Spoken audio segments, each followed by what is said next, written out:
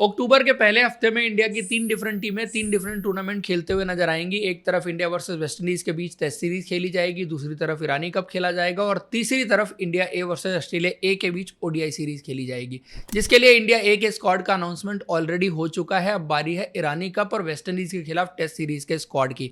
तो ईरानी कप का probable squad क्या होगा वो हम इस वीडियो में डिस्कस करेंगे, जो आपको बहुत हद तक पिक्चर क्लियर करके दे देगा कि इंडिया का टेस्ट स्क्वाड क्या रहने वाला है। तो ईरानी कप में सबसे पहले रेस्ट ऑफ इंडिया का कप्तान कौन होगा, दो नाम यहां पर निकल करके आ रहे हैं। एक तरफ श्रेयस अय्यर का नाम है और दूसरी तरफ ऋतुराज गायकवाड़। इन दोनों में से कोई एक प्लेयर इंडिया ए की कप्तानी कर रहा होगा। अगर श्रेयस अय्यर का सिलेक्शन इंडिया के मेन स्क्वाड में हो जाता है तो फिर ऋतुराज गायकवाड़ यहां पर आपको कप्तानी करते हुए नजर आएंगे। अगर नहीं होता है तो फिर श्रेयस अय्यर आपको कप्तानी करते हुए नजर आएंगे और ऋतुराज गायकवाड़ वाइस कैप्टेंसी करते हुए नजर आएंगे। तो ये तो हो गई कप्तान की बात। उसके बाद अगर ओपनर से शुरू करें तो ओपनिंग में सबसे बड़े कंटेंडर इस वक्त पर एन जगदीशन है, लेकिन उनका भी सब्जेक्टिव है। इंडिया के मेन टेस्ट स्क्वाड में ऋषभ पंत खेलेंगे या नहीं खेलेंगे इसको लेकर के अभी भी कोई क्लैरिटी नहीं है, लेकिन क्या वेस्ट इंडीज सीरीज शुरू होने तक वो फिट हो जाएंगे इसको लेकर के बहुत बड़ा डाउट है। और अगर वो फिट नहीं होंगे तो एन जगदीशन इंडिया की मेन टेस्ट टीम का हिस्सा बन जाएंगे अलॉन्ग विद ध्रुव जुरेल। तो 2 विकेट कीपर बैट्समैन वहां पर हो गए और आप ये मान के चलिए ज्यादा चांसेस ये हैं कि एन जगदीशन इंडिया के लिए मेन स्क्वाड में खेलते हुए दिखाई देंगे, क्योंकि ऋषभ पंत के खेलने के चांसेस बहुत कम है। उसके बाद अगर आप देखें तो ओपनर और कौन हो सकता है। तन्मय अग्रवाल का प्रदर्शन बहुत अच्छा रहा है, जिस तरह उन्होंने रणजी ट्रॉफी में किया। उसके बाद दिलीप ट्रॉफी में कुछ अच्छी पारियां भी उन्होंने खेली, ग्लिम्सेस भी अच्छे दिखाए और ओवरऑल अगर आप इन टोटलिटी देखें तो टॉप ऑफ द ऑर्डर बहुत ज्यादा डिजर्व करते हैं वो इस नंबर को। उसके बाद आर्यन जुयाल, जिनका प्रदर्शन रणजी ट्रॉफी में बहुत अच्छा रहा। दिलीप ट्रॉफी के पहले मैच में उन्होंने एक शानदार पारी खेली थी, लेकिन उसके बाद वो रिटायर्ड हो गए थे, तो उनका सिलेक्शन होगा। तो एक विकेट कीपर यहां पर आ गया। ऐसे में दूसरा विकेट कीपर बैट्समैन कौन होगा, उसमें बहुत सारे प्लेयर्स के नाम है। ईशान किशन का नाम भी आ सकता है, उसमें रिकी वुई का नाम भी आ सकता है। बट क्या सेलेक्टर्स जम्मू एंड कश्मीर के कन्हैया बादवान को मौका दे सकते हैं, ये बहुत बड़ा कॉल रहेगा, क्योंकि उनका प्रदर्शन रणजी ट्रॉफी में बहुत इंप्रेसिव था। बहुत यंग हैं, जिस तरह का उन्होंने टेम्परामेंट दिखाया, जिस तरह की कीपिंग दिखाई, जिस तरह से परफॉर्मेंस दी, और मेन एंड इंपॉर्टेंट चीज कि जम्मू एंड कश्मीर की टीम ने इस बार रणजी ट्रॉफी का सेमीफाइनल खेला था। तो उन टीमों के प्लेयर्स को भी रिवॉर्ड किया जाता है जो टीमें रणजी ट्रॉफी में अच्छा प्रदर्शन करती हैं, तो उनके चांसेस भी बने रहेंगे। लेकिन रेस में रिकी वुई और ईशान किशन जैसे विकेट कीपर भी रहेंगे। तो पहले 3 प्लेयर में 2 विकेट कीपर आ गए, एक ओपनर आ गया, और ओपनिंग के और कंटेंडर जो मिडिल ऑर्डर भी खेल सकते हैं और ओपन भी कर सकते हैं, जिसमें शुभम शर्मा का नाम आप ले सकते हैं, देवदत्त पाडिक्कल का नाम भी ले सकते हैं, ऋतुराज गायकवाड़ भी ओपन कर सकते हैं। तो 3 प्लेयर के अलावा चौथे प्लेयर देवदत्त पाडिक्कल हो गए।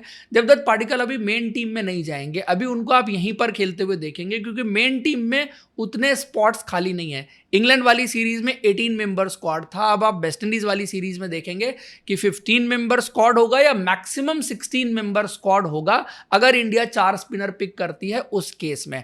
तो देवदत्त पाडिक्कल के उधर जाने के चांसेस बहुत कम है। देवदत्त पाडिक्कल आपको यहीं पर खेलते हुए दिखाई देंगे। उसके बाद शुभम शर्मा, रणजी ट्रॉफी में उनका प्रदर्शन बहुत अच्छा रहा, दिलीप ट्रॉफी में भी 100 लगा उनकी तरफ से, और वो मिडिल ऑर्डर में भी कहीं पर बल्लेबाजी कर सकते हैं, जरूरत पड़ने पर ओपन भी कर सकते हैं। इज अ वर्सेटाइल बैट्समैन, आप कहीं भी बल्लेबाजी करवा लीजिए, हर जगह बल्लेबाजी करने के लिए तैयार हैं। तो ओपनर एक ही आया था, तो इस केस में उनका रोल बहुत इंपॉर्टेंट हो जाता है। फिर ऋतुराज गायकवाड़ जो खेलेंगे ही खेलेंगे, और ऋतुराज की भी जगह बहुत बदलती रही है। कभी उन्होंने ओपन किया, कभी मिडिल ऑर्डर खेला, कभी 3 खेला, कभी 4 खेला, तो वो भी बहुत फ्लेक्सिबल हैं कि कहीं पर भी बल्लेबाजी कर सकते हैं। तो उनको रिवॉर्ड जरूर किया जाएगा, क्योंकि उनकी परफॉर्मेंस भी दिलीप ट्रॉफी में भी अच्छी रही, बुच्ची बाबू में 100 लगा के आए थे, तो कहीं ना कहीं तो उनको भी मौका देना ही है। ऋतुराज गायकवाड़ आपको इस स्क्वाड में दिखेंगे। तो ये 6 प्लेयर हो गए। उसके बाद 3 नाम है, इन 3 नाम में से किसी एक प्लेयर का सिलेक्शन इंडिया की टीम में होगा। उसमें से श्रेयस अय्यर हैं, सरफराज खान हैं, साथ में करुण नायर हैं। करुण नायर जो रिसेंटली अभी नहीं खेल रहे थे, उसके पीछे वजह थी उनकी इंजरी, क्योंकि उनका थंब फ्रैक्चर हुआ था, जिसके लिए वो एनसीए भी गए थे। इस वजह से अभी दिलीप ट्रॉफी में भी वो आपको नहीं दिखे, इंडिया ए के स्क्वाड में भी वो आपको नहीं दिखे, ना वो वनडे में दिखे, ना टेस्ट वाले स्क्वाड में दिखे।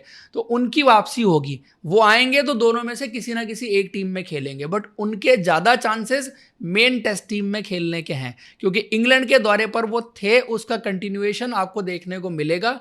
उसकी दूसरी वजह भी आप जानते हैं कि जो बाकी 2 प्लेयर हैं, सरफराज खान और श्रेयस अय्यर, इनको मेन टीम में ले जाने की इच्छा सेलेक्टर्स और कोच की तरफ से नहीं दिखाई गई है। इस वजह से श्रेयस अय्यर और Sarfaraz Khan rest of India के स्क्वाड में होंगे और करुण नायर मेन स्क्वाड में हो सकते हैं। तो कुल मिला के प्लेयर हो गए 8। उसके बाद स्पिनर्स पर आ जाइए, कौन कौन से स्पिनर आपको यहां पर दिखाई देंगे। मानव सूथर लगातार टीम के साथ थे, अभी उनको कहीं पर मौका नहीं मिल पाया। इंग्लैंड के दौरे पर भी वो थे टीम के साथ, वहां पर उनको मैच नहीं मिला। फिर दिलीप ट्रॉफी में उतने मौके उनको नहीं मिल पाए, हर्ष दुबे थे।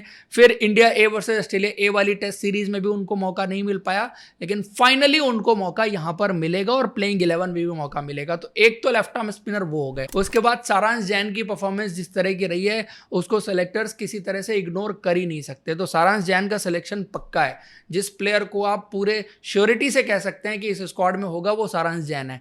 बट तनुष कोटियान भी है कंपीट करने के लिए, भले ही उनकी परफॉर्मेंस अभी रिसेंट मैच में अच्छी ना रही हो, लेकिन ओवरऑल इन टोटलिटी जिस तरह से उन्होंने रणजी ट्रॉफी में परफॉर्म किया है या इंग्लैंड में एक मैच खेले थे वहां पर 96 रन किए थे और साथ में विकेट भी निकाले थे, तो वो भी स्क्वाड में आएंगे ही आएंगे। तो 3 स्पिनर वैसे भी रहने वाले हैं, 3 स्पिनर ये हो गए, टोटल प्लेयर हो गए 11। अब आ जाइए फास्ट बॉलर्स पर। फास्ट बॉलिंग में सबसे पहला नाम आकिब नबी का। आकिब नबी का प्रदर्शन जिस तरह का रणजी ट्रॉफी में रहा, 8 मैचेस में 44 विकेट, फिर दिलीप ट्रॉफी में डबल हैट्रिक ली, 5 लिया, तो उस तरह की परफॉर्मेंस के बाद उनको रिवॉर्ड भी किया जाएगा। और वैसे आप देखें कि फास्ट बॉलिंग के कितने ऑप्शंस आपके पास मौजूद हैं, तो बहुत लिमिटेड ऑप्शंस बचेंगे, क्योंकि 3 टीमें जब खेल रही हैं तो आप मान लीजिए कि 3 टीम में 4-4 फास्ट बॉलर भी ले लें तो 12 फास्ट बॉलर आपको चाहिए होंगे। तो उसमें फिर आकिब नबी का चांस बनेगा। और जिस तरह की उनकी परफॉर्मेंस रही है वो भी ड्यू है कि उनको भी कहीं ना कहीं रिवॉर्ड किया जाएगा, तो उनको भी एक बड़ा मैच खेलने का मौका मिलेगा। उसके बाद खलील अहमद, उनको भी मौका मिलेगा यहां पर। Khalil Ahmed left arm fast bowler, क्योंकि वनडे की जो टीम है वहां पर गुरजपनीत सिंह को शामिल कर लिया गया है और खलील अहमद को टेस्ट क्रिकेट में as a left arm fast bowler पिछले कुछ दिनों से पुश किया जा रहा है। आपने ऑस्ट्रेलिया से लेके इंग्लैंड से लेके अभी तक जितनी भी इंडिया ए की टीम्स रही हैं उन सब में देखा है कि खलील अहमद को मौका दिया गया है, तो उनको यहां पर भी मौका दिया जाएगा। उसके बाद रिसेंटली एक फास्ट बॉलर इंडियन स्क्वाड में और इंक्लूड हुआ है, उसका कंटिन्यूएशन आप देखेंगे गुरनूर बरार के रूप में। तो Gurnoor Brar India A versus Australia A वाली टेस्ट सीरीज में भी खेल रहे हैं और रेस्ट ऑफ इंडिया के स्क्वाड में भी रहने वाले हैं, क्योंकि उनके पास क्वालिटीज हैं। और इंडियन क्रिकेट एक ऐसा फास्ट बॉलर ढूंढ रहा है जिसके पास कुछ एक्सेप्शनल स्किल्स हों, जो मिडिल ओवर्स में पुरानी गेंद से इंडिया के लिए विकेट्स निकाल सकता हो और इंपैक्ट डाल सकता हो। और फिर हाइट वाला जो फैक्टर है जिसकी वजह से उनको एक्स्ट्रा बाउंस मिलता है, तो वो चीज भी कहीं ना कहीं कंसिडरेशन में आती है।